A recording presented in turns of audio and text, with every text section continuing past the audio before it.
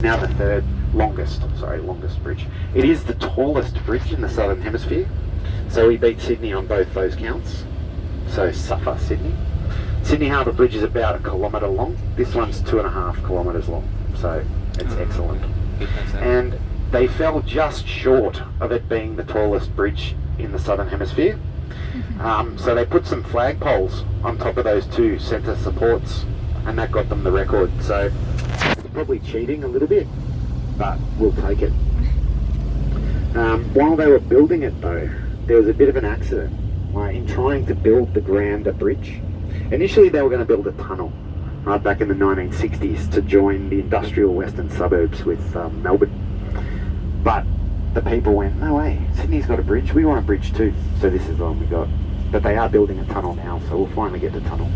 But anyway, 2 years into construction, in 1972, the section of bridge that we're driving over right now collapsed and fell 50 metres to the ground below.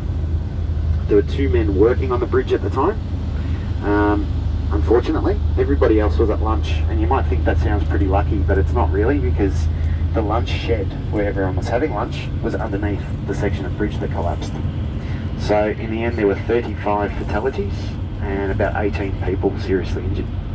So they closed out construction for 2 years to have an inquest. Too long. And the people who were at fault were fined heavily. Then restarted construction, took them another few years to build the bridge, and then they opened it with tolls because it had been very expensive to build.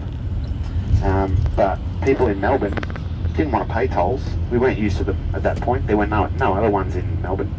And people had already been getting from the western suburbs to the city for years and years and years without the bridge. So they just didn't use it, didn't want to pay for it, so they didn't use it.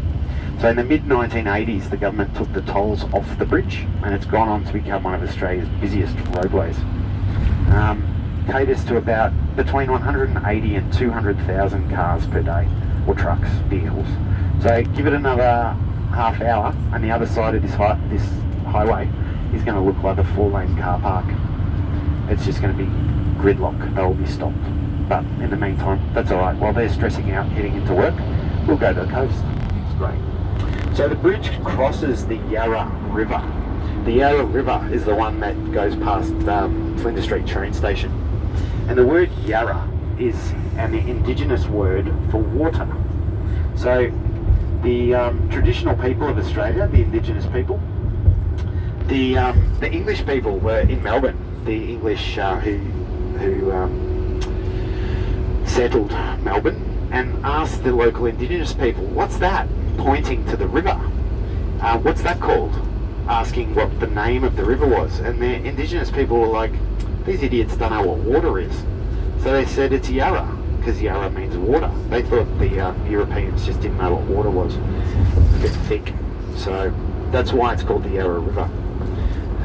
We'll get a few indigenous words today. As we're travelling today, particularly along the Great Ocean Road, we'll be travelling through the traditional lands of the Wutherong people. So before white settlement in Australia, the country was broken up into more than 300 different countries of indigenous people. So their lands, each sort of territory of indigenous people was known as a country. So there were more than 300 countries of indigenous people, different communities, each with its own language. And the country that we're going to be going through today is the country of the Wutherong people. So as we go, we just acknowledge their members and their elders, past, present and emerging.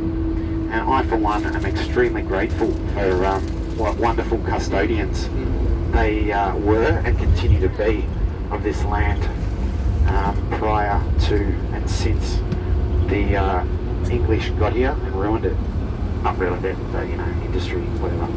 We can learn a lot, I think, from land management and agriculture from the indigenous people, and slowly, the white Australia is starting to acknowledge the wonderful practices of the indigenous people, so that's good.